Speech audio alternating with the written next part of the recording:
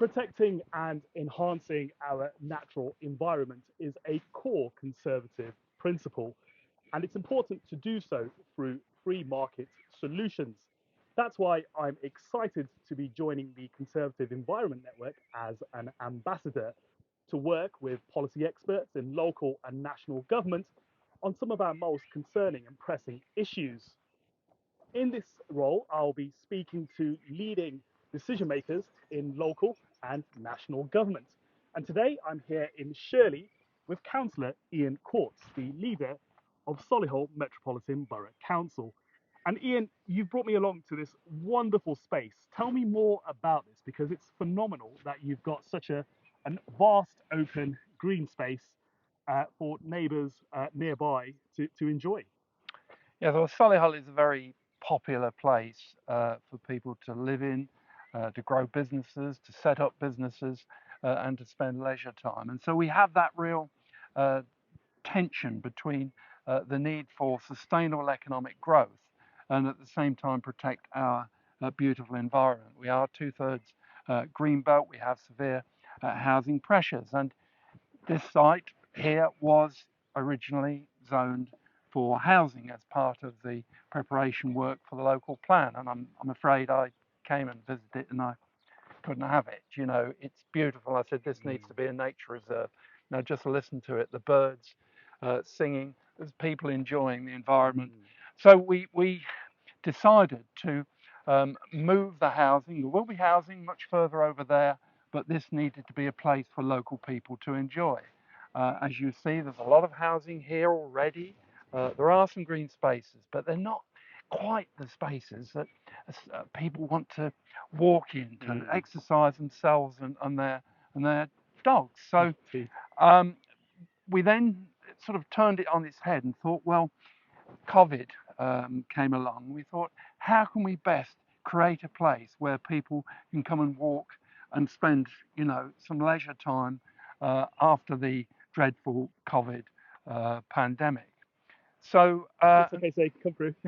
As you can see, it's quite a busy place. Yeah. You can indeed. You're not live. It's all good. But no, as Ian was just saying, you know, you've got phenomenal space here, which it's wonderful to see dog walkers out and about.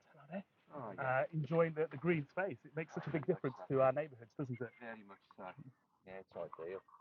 Wonderful. Absolutely ideal. Well, have a nice day, sir. Quite a popular place as well, Ian. And I think for me, forgive me for interrupting, you're about to talk about COVID, but you've got that balance right here in Solihull between protecting and enhancing green spaces, but also the need for housing. Tell us a bit more about that. Well, I mean, I was in the development industry myself, and I know it intimately, and it's you know, very easy to ignore what people really want to do and how they want to spend their lives. And you know, one of the core principles as we were developing our local plan was to ensure that maximum attention was given to existing natural features. So trees, hedgerows in particular, are really important to maintain biodiversity and to create the healthy spaces that we want. So part of our local plan thinking was indeed to preserve natural features and enhance them. And you'll see that enshrines most of the development proposals that came through. So, I mean, we know there's a big pressure for housing. We know this very well. But there is a balance to be achieved. And I'm a committed member and have been for some time of the Conservative Environmental Network because they look at the environment from a, we need to do it, we need to be pragmatic, we need to take people with us in this climate change journey. And, you know, I think that's one of the reasons why in Solihull, I think we've got that balance right.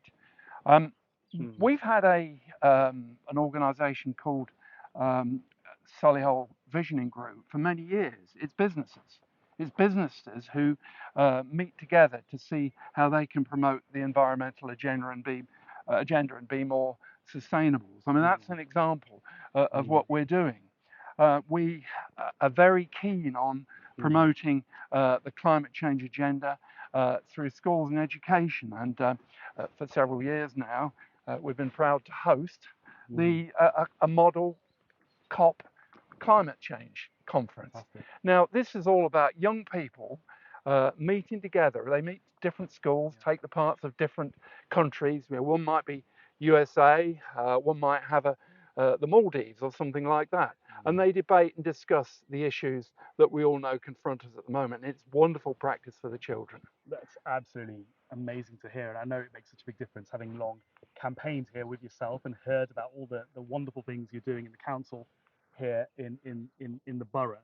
A lot of this, other areas we'll be looking at and seeing Solihull as such a fantastic exemplar of that conservative environmental message. And I think a lot of it must come down to leadership. And if you if you allow me to say so, the leadership that you've shown in council as well, reflecting upon your 30 plus years involvement within this agenda, and the fact that you started off your working life as a businessman, you've got a business background, you've worked on housing issues for some time. What are your key takeaways if someone was looking at the leadership you've provided here? What would you say to them is important to do in order to get that balance right? Well, there is leadership, but it's teamwork. I mean, Solihull has done well in the last two lots of elections, and that's totally down to teamwork and terrific work from everybody involved. So that's the first thing. But the second thing is, there tends to be a thinking sometime that climate change is perhaps your responsibility or perhaps my responsibility. And, on the other hand, you've got other things you do. The whole climate change agenda needs to be embedded across everything that we do. And we need to make sure all the things we do are value for money, they create a difference, and that we don't waste money in doing things that perhaps don't generate the best payback in terms of climate action.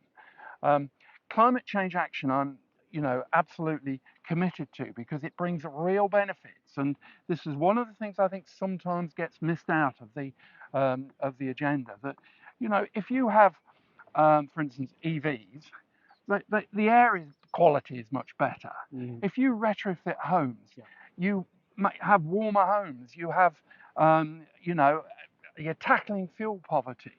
If you create green industries and green business, that's exportable. That's business. And as a committed conservative for most of my life, I'm convinced that we want to do these things. We will do these things in a way that's pragmatic and will achieve results, and will take people with us because we need everybody behind us.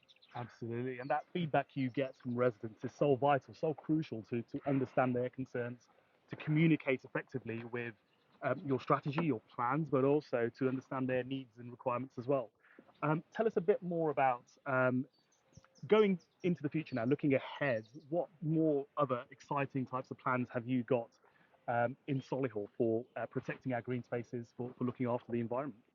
Well, in terms of the local plan, green spaces are integral to thinking. I expect every major local development proposal to have green space thinking embedded in it, because do you know what? It creates great environments, and people buying homes will like it. So that's the first point. We are looking hard. I'm very keen on the hedgerows, more attention being given to hedgerows. I mean, it's, as you will be aware, we set a target of 250,000 trees to be planted this decade. We'll be halfway through that at the end of this year. It's quite tricky getting the land for this sometimes. Everybody can, plant a tree, we think, but in fact, you need this at scale. But hedgerows are equally important. I mean, what you've got here, for instance, is a whole series of hedges and trees, and you can hear birds all the way around you. And do you know what? Biodiversity needs its motorways as well as us, and those are the motorways. And what a wonderful way to spend your time. Indeed, and what a wonderful way of putting it as well. Ian, you and I are going to carry on going for a walk up this way now. We're going to end up the video here, and hopefully people can see just this wonderful site, a bit more of it. But please do come and visit, enjoy the green spaces, enjoy looking after our natural environment. If you want to find out more, please do visit the Conservative Environment Network website. The link is to that website is on this post. Any final words, Ian, from yourself before we sign off? Well, I would encourage everyone to get committed to the Conservative Environmental Network. I mean, you and I are both strong members in this. This is an agenda we must push. It's not just about um, growth for its own sake. We need growth for our people, and part and parcel of that is in building the environmental agenda into that. You know, we can have growth and we can have climate change action. We need them both, but climate change action is urgent. Absolutely urgent indeed. Thank you very much for tuning in.